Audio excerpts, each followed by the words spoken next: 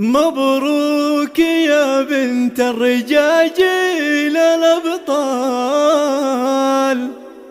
في فرحتك نزف أغلى التهاني.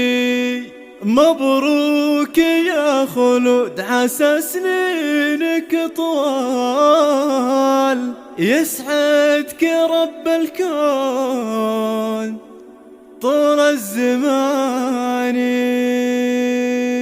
ليلة عمر أفراحها تسعد البال، فيها السعادة والفرح والأمان، فيها السعادة والفرح والأمان.